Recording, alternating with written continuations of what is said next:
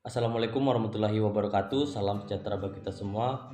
Om Swastiastu. Saya Kadek Purantara dengan NIM 21014142447. Jadi pada kesempatan kali ini saya akan memaparkan sedikit tentang materi presentasi mata kuliah berbicara.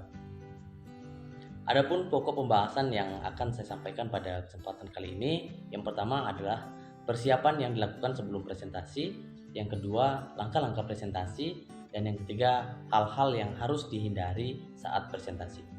Persiapan yang dilakukan saat presentasi. Yang pertama adalah mental. Memiliki kemampuan berbicara dengan baik dan benar dalam menyampaikan gagasan atau ide di depan orang banyak sangat dibutuhkan dalam dunia profesional.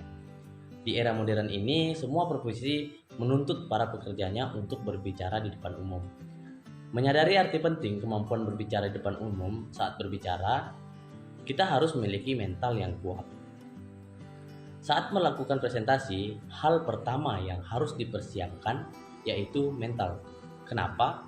Karena untuk menghadapi audiens, kita harus memiliki kepercayaan diri agar kita dapat lebih tenang dalam menyampaikan materi, sehingga materi yang kita sampaikan dapat mudah diterima oleh audiens. Yang kedua, materi.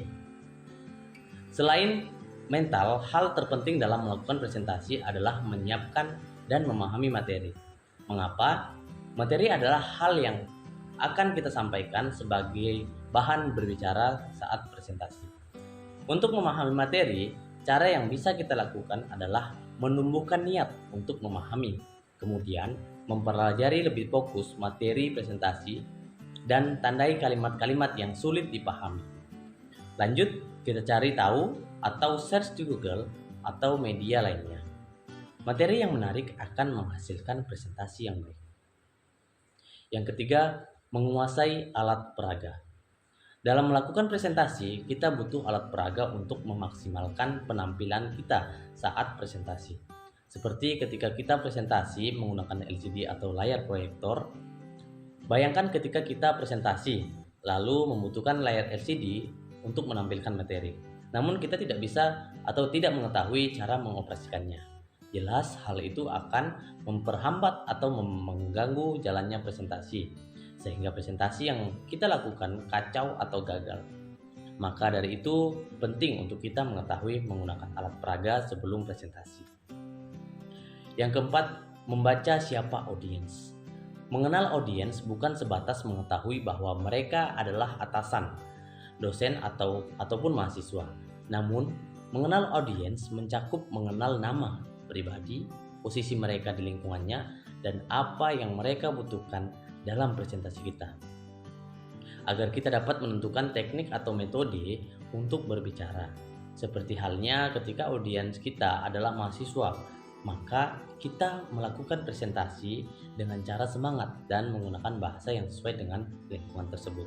Bisa juga menyelipkan istilah atau tren-tren kekinian yang berlaku pada saat kita presentasi.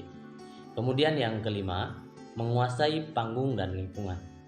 Untuk menguasai panggung dan lingkungan, kita harus memiliki karisma pribadi yang tinggi untuk mempengaruhi seseorang.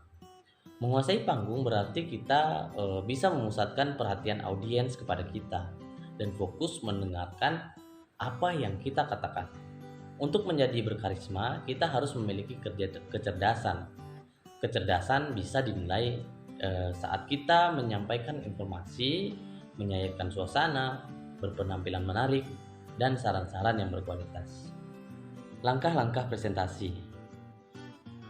Adapun langkah-langkah saat kita melakukan presentasi, yang pertama adalah salam. Untuk membuka presentasi, seharusnya kita mengucapkan salam terlebih dahulu. Salam berfungsi sebagai mempererat ikatan sosial dan memulai komunikasi. Seperti contoh, mengucapkan Assalamualaikum warahmatullahi wabarakatuh, selamat pagi, siang, sore, salam sejahtera bagi kita semua, Om Swastiastu, dan lain-lain.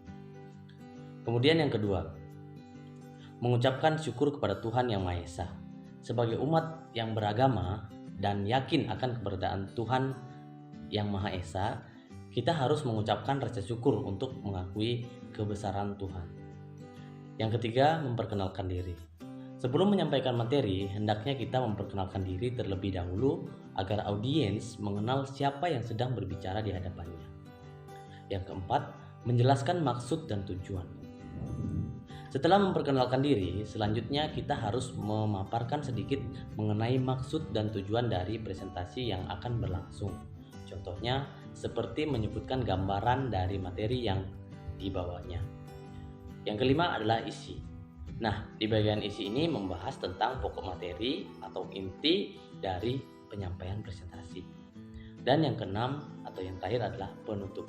Langkah terakhir saat melakukan presentasi adalah penutup.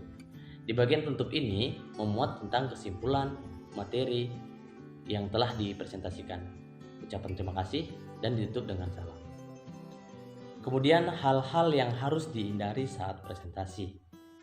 Apa sih hal-hal yang harus dihindari saat presentasi? Yang pertama adalah tidak melakukan persiapan yang matang.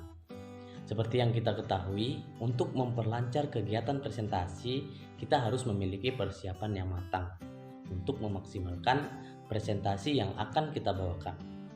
Jika sebaliknya, maka dikhawatirkan presentasi tidak berjalan dengan lancar seperti kaki gemetar ataupun kehilangan fokus karena tidak percaya diri dengan apa yang kita sampaikan.